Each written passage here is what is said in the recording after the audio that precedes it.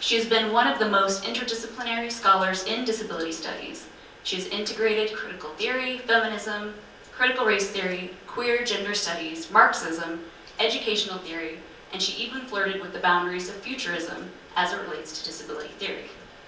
She really has been one of the most dynamic, productive, and wide-ranging scholars in disability studies within recent years, and has pushed the boundaries of how we integrate and engage disability in scholarly discourse and theory. Thank you for contributing that, Matt. So I think it's clear that we all have a lot to learn and a lot that we can benefit from hearing her work, and we're very, very excited and honored to have her here today.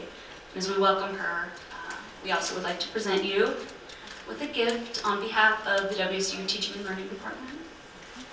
So, join me in welcoming.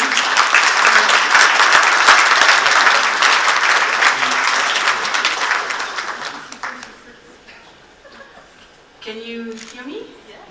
Okay, I wanted to say after that introduction, now I just feel a lot of pressure, and I feel I like to rise to the occasion on my own steam, but now I'm going to have to try in a different way. But I wanted to say thank you so much for all being here. Thank you, Pam and Washington State University and the College of Education for having this conference and inviting me. And at the University of Alabama, by the way, I do that at every talk. I go roll tide, because I am an avid football fan and I have to talk about that in a different space. Sometimes these conversations in disability studies are kind of lonely because I have to do them on my own. And to have a willing, captive audience, they've just shut the doors, okay, is something that's really exciting for me. I wanted to talk, just before I begin this paper, I wanted to also give you a little history of this paper and also all the caveats that you usually give to be forgiving for all the brutal mistakes I may make in it. This paper, actually I was a year and a half ago, I was at the University of Berkeley presenting some work on the intersections of race, class, gender, and desire, when in the audience, Patricia Baquedano Lopez was in the audience, and she asked me a really cool question about, we were talking about tongues, and she asked me about how in bilingual education we also talk about speakers of Spanish speakers who speak English as having a heavy tongue. And I was like, whoa, I had thought about it, but not particularly in this context, and so that kind of got me thinking about bilingual education and tongues.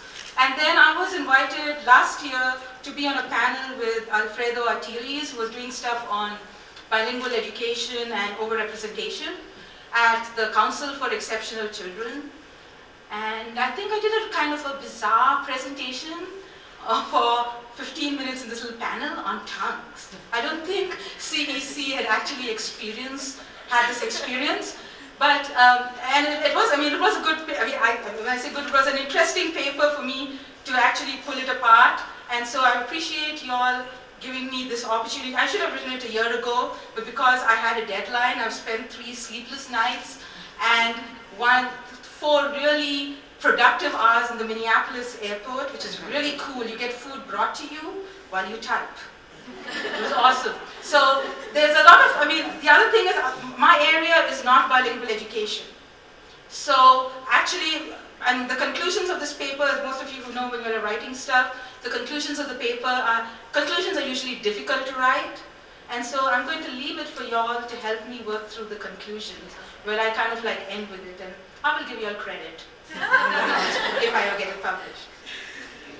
And I was also going to tell you, I have a PowerPoint just because I felt pressure of sometimes distracting your attention from me. So it may or may not connect with what I mean, because it connects. I created it to connect. But I may forget to hit, I hit enter every time, right? Yeah. Right. If I forget to hit enter, we may try to catch up with it, but that's just there for distraction. I will be reading parts of the paper and then I may annotate a few things, but I think I'm going to try to talk with a script just to make sure we do it on time. I wanted to start with Arundhati Roy's this really cool quote. It says, "There is really no such thing as the voiceless. There are only the deliberately silenced or the preferably unheard." Emancipatory practices and emancipatory research are almost always committed to giving voice. Implicit in this laudatory impulse towards a more socially just and inclusive world is the assumption that not having a voice negates human subjectivity and social citizenship. Hence, the exhortation to break the silence and reclaim voice. Take, for example, the late Marlon Riggs' film, Tongues Untied, that sought to make visible the everyday lives, struggles, and loves of gay black men in the US in order to, and I quote, shatter America's brutalizing silence around matters of sexual and racial difference. An emotionally charged film that documented raw anger, palpable loneliness, everyday violence, and resolute survival ends in lyrical optimism. And I quote, "Whatever awaits me, this much I know. I was blind to my brother's beauty, and now I see my own. Deaf to the voice that believed we were worth wanting, loving each other, now I hear. I was mute, tongue-tied, burdened by shadows and silence. Now I speak, and my burden is lightened, lifted, free." Unquote. According to Riggs, to be tongue-tied is tantamount to being oppressed, where unspoken anger morphs into pain, transforms into rage, and then festers into silence, where, and I quote again, "the nights are cold-blooded and the silence echoes with complicity," unquote. The only way to not be complicit is to break the silence and speak out. To speak out is to reclaim space, to reclaim subjectivity, to reclaim revolutionary power. However, in Riggs' lyrical rendering, being blind, deaf, mute, in other words disabled, becomes an impediment to both individual and social transformation. Here, disability is viewed as a stumbling block to even imagining revolutionary possibility, representing a condition now that one should escape rather than endure.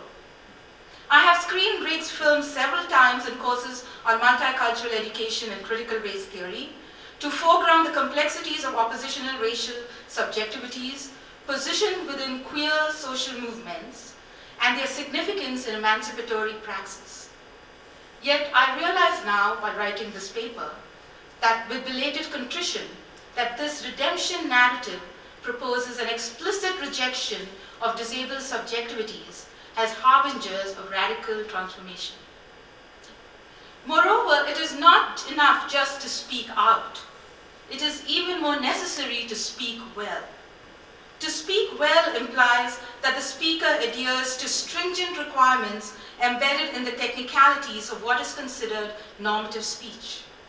Normative speech is compulsorily oral and is intolerant of difference in accents, fluency, delivery, volume, pace. Long time ago, as a graduate teaching assistant at Syracuse University, I had to fight. I was like really mad because I had to tell off literally the graduate dean who was going to send me to an accent reduction program before I could teach a women's studies class. So some of reading this also touches some of that pain and the rage. I did win though. I forgot, see, I couldn't be funny because now I forgot where I was. Yeah. Normative speech is compulsorily oral and is intolerant of okay, I said that. As a result, most transgressions from normative speech codes are labeled abnormal and subject to remedial intervention. If one's speech remains intransigent to remediation, then these speech variations are deemed pathological, evoking the medical model of disability that loads any abnormality that resists cure. It is for this reason that characterizing non-normative modes of language and speech, for example, sign language, as a manifestation of incurable physiological deficits has resulted in the problematic association of deafness with the medical model of disability. Similar ascriptions of pathological abnormality are also ascribed to non-native speakers of English, whose deviation from normative speech is attributed to quite literally being tongue-tied. In fact, scholars of critical bilingual education studies have argued that the complexities of second language acquisition in public school classrooms are exacerbated by discriminatory attitudes to ELLs. I hate using the term, but I'm just using it there for us to always feel its ugliness. Poor teaching strategies, inadequate pedagogical resources, and the material conditions of poverty. But rather than address these challenges, normative assumptions regarding proficiency in English are aligned with notions of disability that are associated with inherent physiological deficiencies and impairments in individuals. In this essay, I locate disability as embodied subjectivity at the very center of intersections of race, language, citizenship, and nation. To carry out this analysis, I draw on an unusual trope, the tongue, the physiological tool presumably responsible not just for speaking out, but also for speaking well. Lim points out that as early as the 6th century, the now discredited practice of phrenology or tongue cutting was supported based on the belief that non-normal speech is associated with biological anomalies of organs like the tongue. Therefore, in subsequent sections of this essay, I explore the diverse contexts where non-normal speech is pathologized via the tongue, amidst incongruous borderlands crisscrossing the broader context of the global. 1, in the erotic space of the dance floor. 2, at the boundaries of silence and voice in deaf culture. 3, in the hesitant stutter of immigrant English in public spaces like the classroom. And 4, in the hybrid linguistics of the transfronterizos living on either side of the US-Mexican border. Even though these divergent borderlands are all situated within and around the very local context of the US, I nevertheless conceive of this place as global. Here, global does not just refer to the vast expanse of geographical space worldwide, but rather to the broad range of practices, policies, and pedagogies that produce, govern, discipline social subjectivities that, though intimately situated spatially, are simultaneously also widely dispersed, segregated, and even made to disappear politically via oppressive as well as oppositional practices. I therefore both expand and shrink the scope of this essay by referring to the global as not just over there, but also over here. Further, I refer to the practices of globalization not as an ode to togetherness, but as a contradictory multiplicity of disciplining forces, proliferating violent dispersals, disconnections, and most dangerously, disappearances. Having laid out the broad context of this analysis, my specific project is to situate language, literacy, and voice in a context that disrupts the simplistic cataloging of speaking well to engage the more complex intersections of identity, embodiment, and humanness within an ableist, settler, colonialist state. Specifically, I focus on how discourses of race and disability are remapped from biology onto language, such that, drawing on a strange circular logic, how you speak in turn has political implications for embodied articulations of citizenship, subjectivity, and voice. I begin this argument by refusing a pathological analysis that habitually locates disability as lack, to re-theorize disability as an embodied side of possible emancipatory possibility, okay, there's a problem there, via the materialist construct, the Cripps tongue. I draw on the conceptualization of the Cripps tongue to foreground the embodied nature of language by engaging the politics of non-normative speech and non-normative sign, as articulated in critical feminist race studies and deaf studies. I then shift the discussion to foreground the political economy of language acquisition and its implications from embodied citizenship as experienced by La Migra Bilingua or Transfronteriesa, and I'm referring specifically to the work of Ana Celia Zantaya, who, when I was writing this paper, had to come to campus, and it was so awesome just to listen to her. And when I heard her, I don't do work in her area, but the minute I heard her, I decided that her work needed to be in this paper. Mostly those who cross the US-Mexico border in search of work. I conclude by arguing that language policy research would benefit from this transdisciplinary context, where disability as both metaphor and embodied materiality is deployed in discourses on second language acquisition.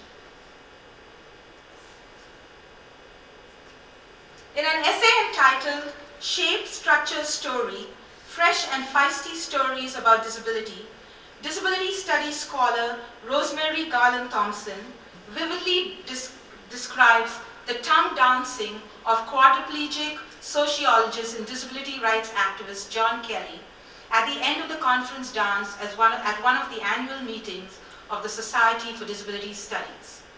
Seated in, and I quote, a big bright red motorized wheelchair, complete with hand tray in front, puff stick, high back, and straps across his limbs and chest for support, Kelly dances with his tongue, the only part of his body that he can move independently. Garland Thompson describes his dance as follows. His face is incredibly, that's not him, that was just a picture of a dance, of the SDS. Okay. His face is incredibly animated as he goofily and seductively bobs his tongue from side to side to the beat of music. Some graceful, others playful, most erotic. His tongue curls, extends, sways, touches his nose, undulates, thickens, and wiggles. Of course, the eroticism of tongue dancing is lost on none of us. On the dance floor, John leads and the rest of us follow, simultaneously watching our awkward tongues explore new shapes and spaces. Unquote. Garland Thompson's account of Kelly's tongue dancing rewrites so many scripts that are habitually being used to describe disability. Dominant narratives conceive of disability as radically outside the scope of desire and social possibility. Tobin Siebers has described this conception of disability as the aesthetics of disqualification, the symbolic process by which individuals are removed from the ranks of quality human beings. Siebers points out, and I have a quote here by Tanya Tuchkowski that you can look at while I'm talking. Siebers points out that, okay, I shouldn't do this. Okay, yes. Siebers points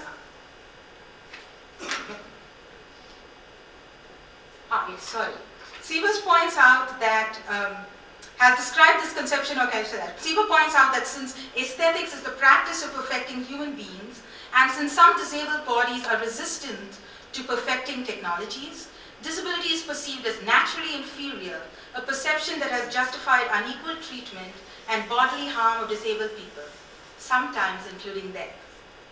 Taken in this context, at first glance, Kelly's quadriplegic body strapped to his trusty wheelchair is envisioned as being both limiting and limited in ableist social context.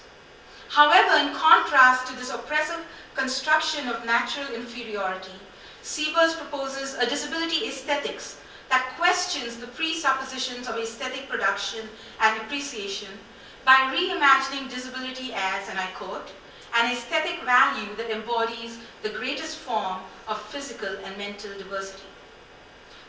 Similarly, with apparent simple oscillations of his tongue, Kelly intervenes, transforms, and reworks normative notions of the disabled body, performing outlaw actions, that is dancing, that are rife with both rhythmic and erotic possibility, and by doing so embodies a more transgressive disability aesthetics. In this essay, I invoke the metaphor of the Crip's tongue as representative of a transgressive disability aesthetics to foreground, and I'm quoting here Robert McClure, its severely performing work of defiantly refusing compulsory able-bodiness.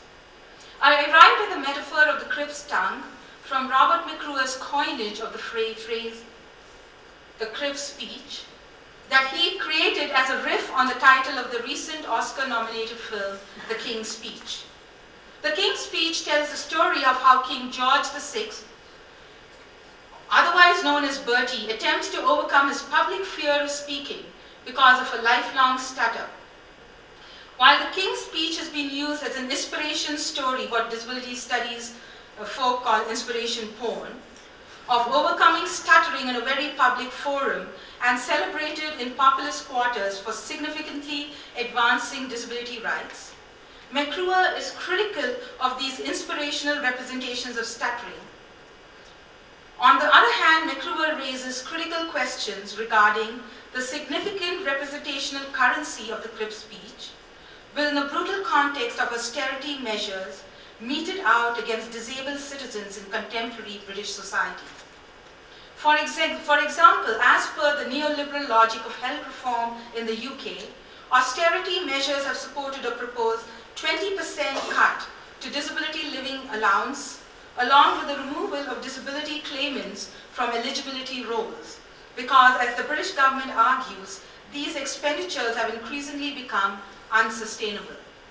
Thus, McClure argues that even while the King's Speech evokes, and I quote, a disabled figure deployed to represent a feel-good national unity, and I would add, and celebrate an endearing, vulnerable monarch and monarchy, the film also serves to simultaneously obscure the neoliberal discourse that disability is an economic threat to every citizen in the nation state in times of economic adversity or austere times.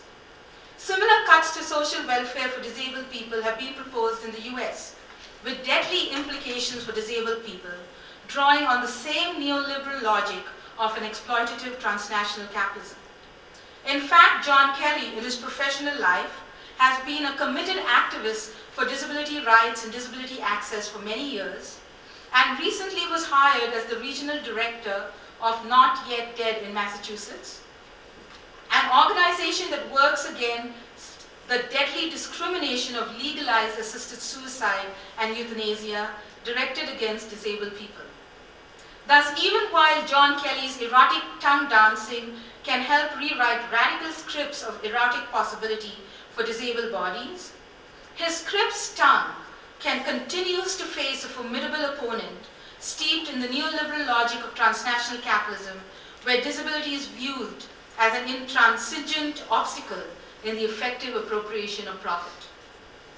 Thus, in the next few sections of the paper, I ask, within what historical conditions can the Cripps tongue embody radical possibility and or stultifying limit? And how does the settler colonial state organize, negotiate, and govern these recalcitrant Cripps tongues? That the tongue is neither a far-fetched nor a new subject in discussions of post-colonial language policies is evident in Gloria Anzaldua's lyrical, rebellious, multilingual text, How to Tame a Wild Tongue. In this text, Anzaldua foregrounds how racial, gendered, and queer identities are unmoored from biological discourses and are instead mapped onto language, such that how one speaks has implication for one's recognition as an outlaw citizen. Challenging the myth of the purity of language and resisting all possibility of rehabilitation into a predictable standardized form of either English or Spanish, both imposed colonial languages, the mestizo subject speaks a language of the borders in a forked tongue that disturbs, displaces, and disrupts any notion of normative identity. This recalcitrant mestizo subject is a disabled subject, resisting all forms of normalization. This is where, in Anzaldua's words, and I quote, "Los astrovesados live, the squint-eyed, the perverse, the queer, the half-breed, the half-dead. In short, those who cross over, pass over, or go through the confines of the normal," unquote. In the context of linguistic purity, the mestizo, marked as other via their deviant tongues, are submitted to a linguistic terrorism in vain attempts at normalization. She describes the violence involved in enforcing linguistic assimilation, not only in public spaces such as schools. And I'm quoting her, "I remember being caught speaking Spanish at recess. That was good for 3 licks on the knuckles with a sharp ruler," unquote. But also in the private space of the home. And this time she's quoting her mother, Of what value is your education if you speak English with an accent? My mother would say, mortified that I spoke English like a Mexican. Additionally, Anzaldúa notes how language continues to be deployed in the construction of normative gendered subjectivities when disciplined into compliance silence, as in, and I'm butchering Spanish and I apologize, muchachitas bien criadas, well-bred girls don't answer back, unquote, in obeisance to the heteropatriarchal social order. Writing against this confining context, Anzaldúa ruefully observes, wild tongues can't be tamed, they can only be cut out. The implication of Anzaldúa's casual observation in the above quote is that we are inexorably drawn to witness the metaphorical transformation of the racialized body into the disabled body, the Cripps tongue, the significance of which Anzaldúa scarcely remarks upon. Its significance, I argue, lies in noting that it is not linguistic competence that creates disability, but linguistic imposition, an argument that supports what disability scholars have described as the social model of disability.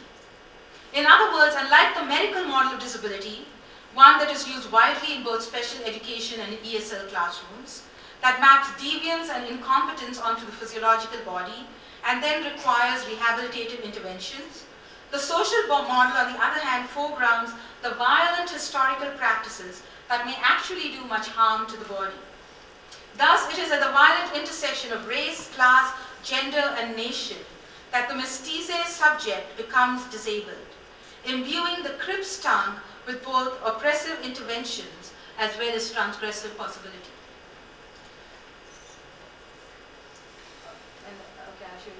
Keep that there for now.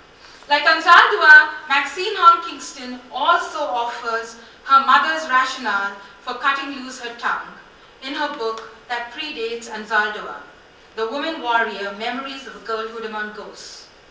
Kingston writes, she's actually talking about her mother's explanation to her. I cut it so you would not be tongue-tied.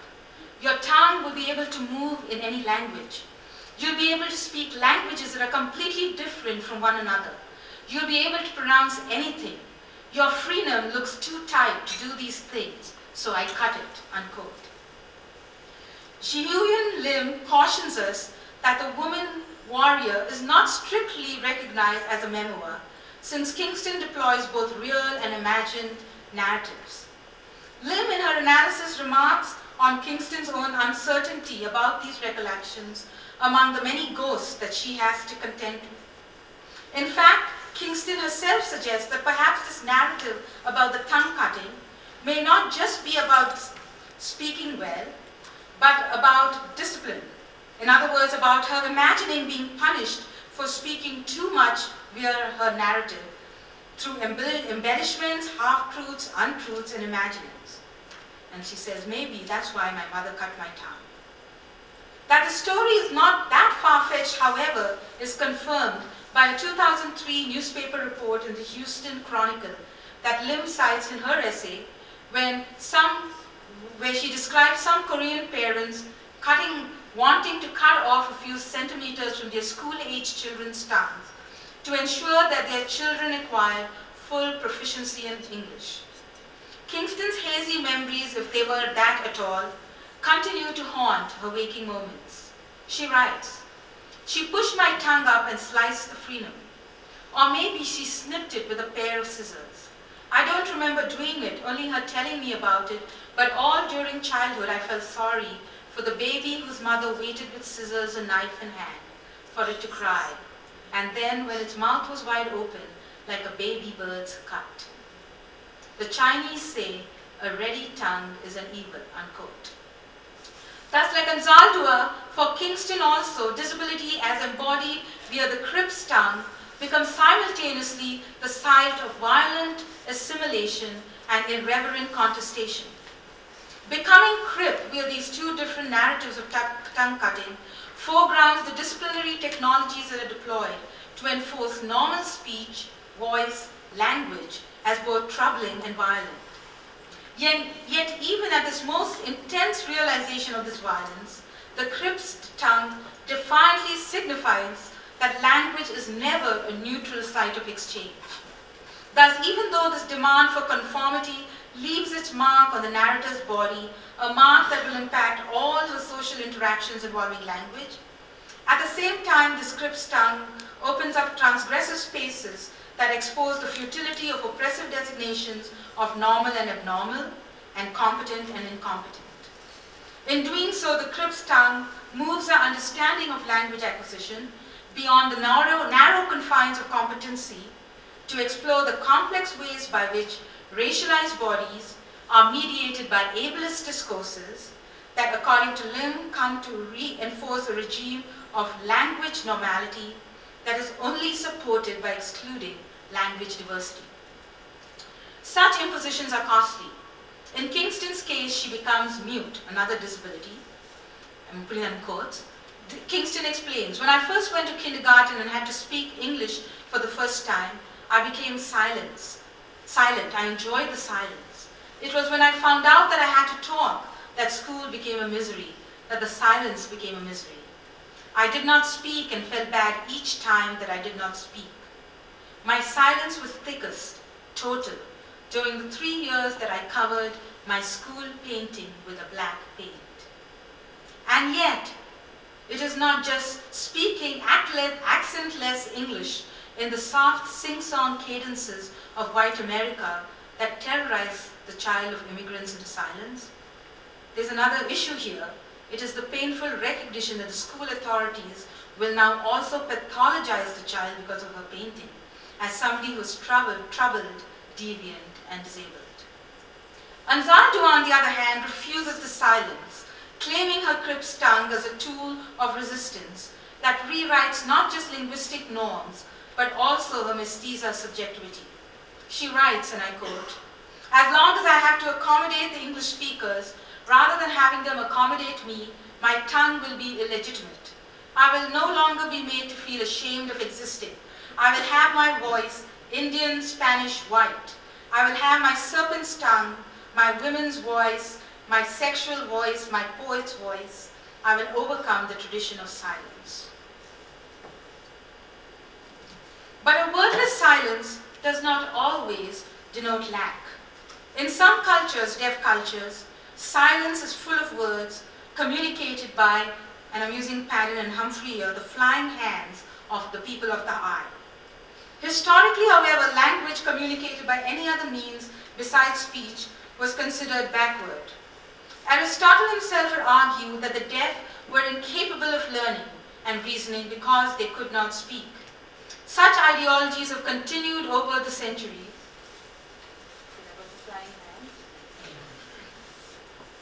As is evident in this introduction in the Imperial Dictionary by John Ogilvy, a Scottish schoolmaster and lexicographer in Aberdeen, Scotland in 1853. This quote was shared with me by linguistic anthropologist Matthew Wolfgram, who found it while doing research at the Library of Congress in Washington, D.C. I'm only reading a section of the quote, so I gave you the full quote there. Language of speech is the utterance of articulate sounds or voices, rendered significant by usage for the expression and communication of thoughts. According to this definition, language belongs exclusively to intellectual and intelligent beings, and among terrestrial beings to man only, for no animal on earth except man can pronounce words, unquote. As per the quote, then, not having articulate speech or not speaking well may even refute one's humanness, which is why it is no surprise that the deaf community has resisted being labeled disabled or claiming the Crip's tongue. In fact, the deaf community has been critical of the insistence that silence be broken, a phrase we so often use in emancipatory and activist research. Deaf studies historian Harlan Lane has described this phenomenon as autism, the hearing way of dominating, restructuring, and exercising authority over the deaf community by refusing to recognize sign as the natural language of the deaf child and conceiving of sign, American Sign Language, as inferior to standard English. Thus, even a question that at first glance seems simplistic, such as, why is speech superior to sign, clearly extends the narrow assumptions we have of communicative language as a sensory function. meaning that it is not restricted just to hearing, it also includes seeing. Thus, deaf studies generates epistemological claims about language that are both oppositional and transgressive. How then can the Cripps tongue be taken up within these oppositional epistemologies that undergird deaf studies? Would the Cripps tongue only mark the limit of deaf studies by aligning itself with discourses of orality, albeit of the transgressive kind, and its hegemonic assumptions that an oral world places on deaf cultures? Or could the Cripps tongue align with deaf studies in their collective charge of destabilizing normative speech? Within the historical context of an ableist colonialist state, deaf culture will also have to contend with contradictions in its own transgressive stance against oralist culture.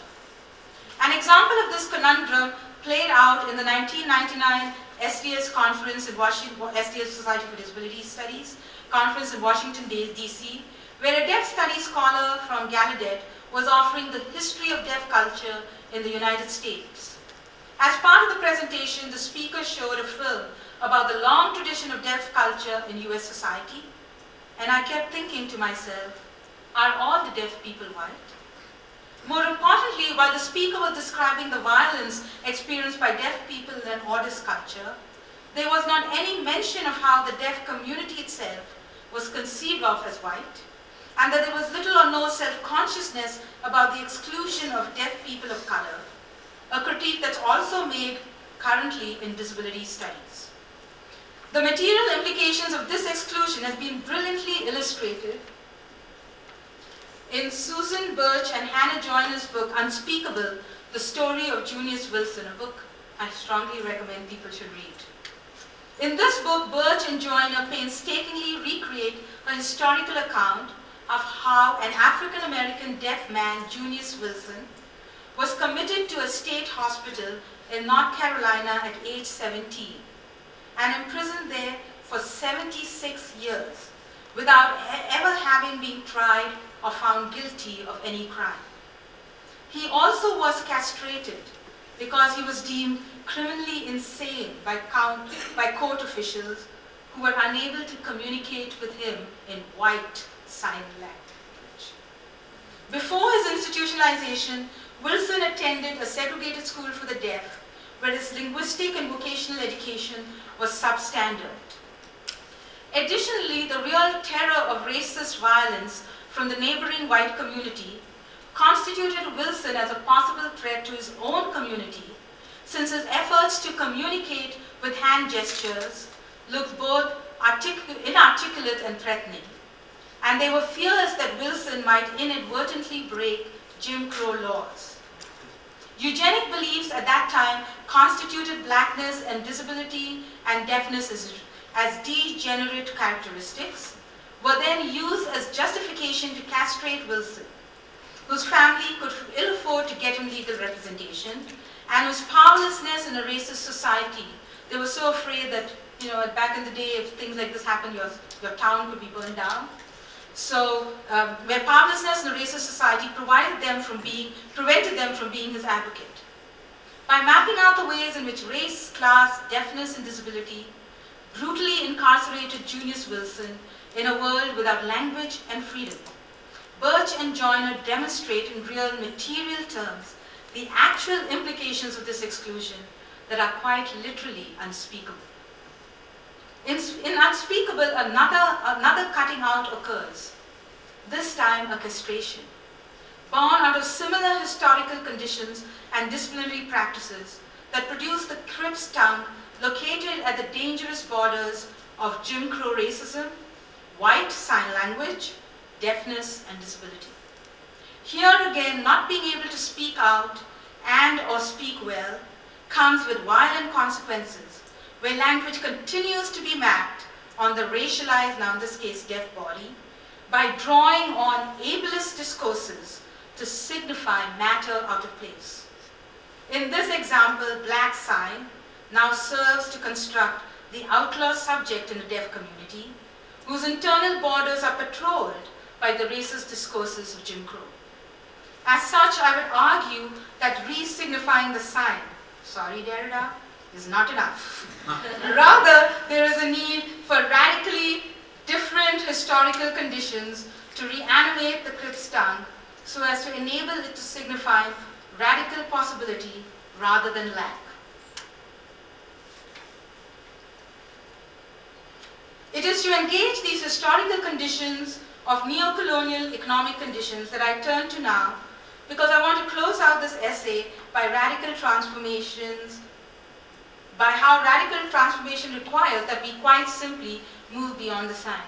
Also, by this time, I had run out of steam for the paper, and so this is where I need your help.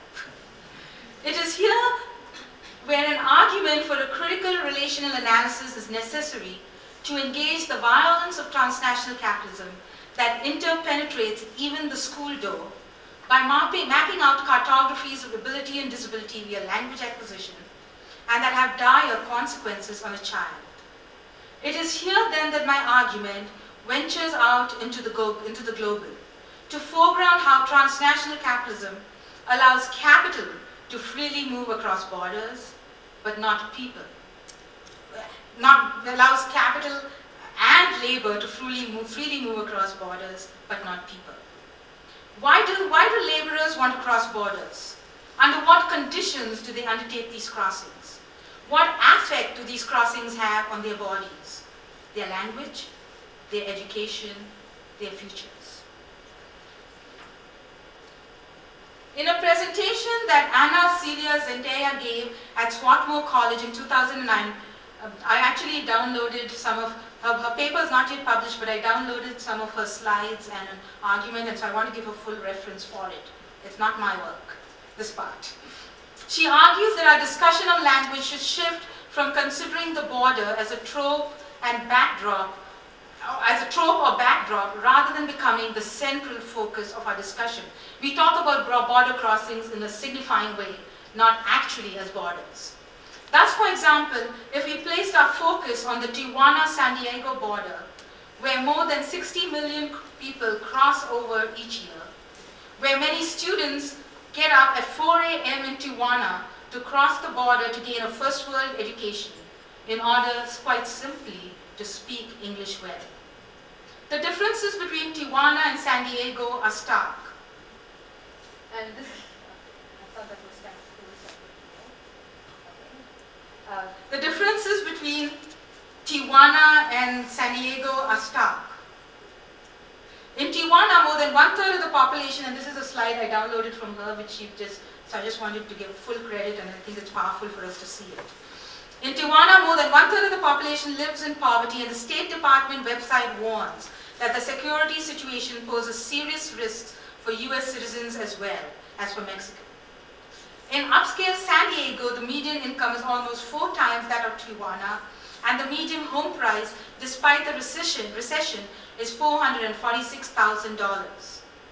Tijuana is associated with Spanish, poverty, and violence, and San Diego with wealth, safety, and English. And they both map out hierarchies of identities such that those transfrontieres have to negotiate on a daily basis. Thus, Zendaya cites one of her respondents' picture of a stone boundary marker that divides Mexico and the USA at every border crossing, with a caption that translates into, "The little sign I see every day, just a line that divides life." You thought I could laugh at that?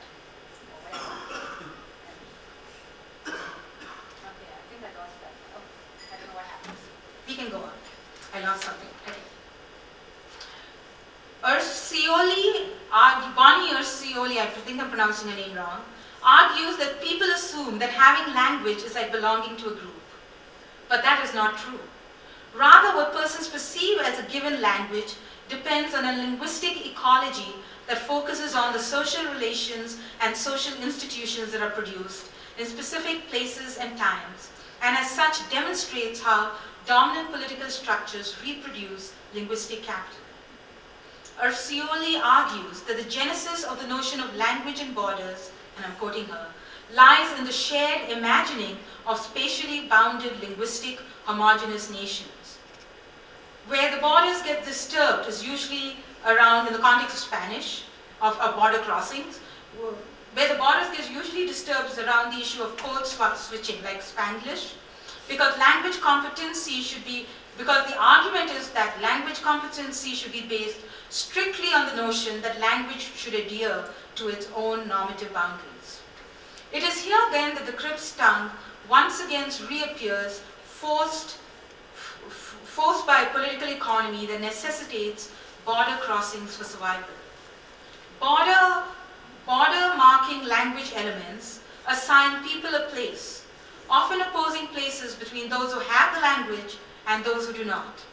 In its historical practice of confining indigenous children to boarding school, the purpose of colonialism was to help these children reject their native tongues in favor of English, and in so doing also favor their colonizers' way of life.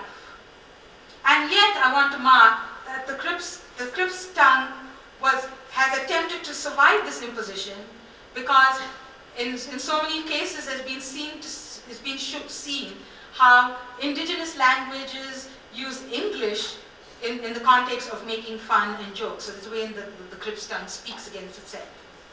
Thus Posada and Greenlee note that perhaps the linguistic rage of order supports proponents of standard master languages, and because it masks the way that language is actually unordered or poorly ordered to a greater extent than can be surmised from linguistic theory. Notions of border are never more distinct than in those bodies that quite literally cross borders.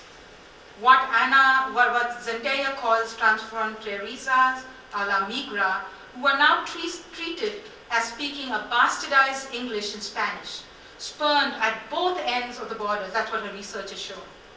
If disability is seen as that which disrupts as matter out of place, then once again disability now plays a role in a transnational historical materialist category, marking the borders here. At these borders, accents are not just phonological variation, but in fact become indices of stereotypic personality and character traits, as well as political economic practices and oppressive state policies. That is because, as Ursioli points out, when language takes on sharp edges, that is borders, and this is a quote from her, they are mapped onto people, and therefore onto ethnic nationality, which may or may not map onto the nation state, unquote. Thus, the challenge to language policy and research in educational context is to begin with a reflection on what concepts and ideologies it deploys in understanding theories of language acquisition, language usage, and language competencies. To go back to the metaphor that started this paper, will critical research see departures from standard English as tongue-tied? Or will they critically engage in developing research practices and pedagogies that transform the historical conditions so that they can enable the erotic, imaginative abandon of dancing tongues? Thank you.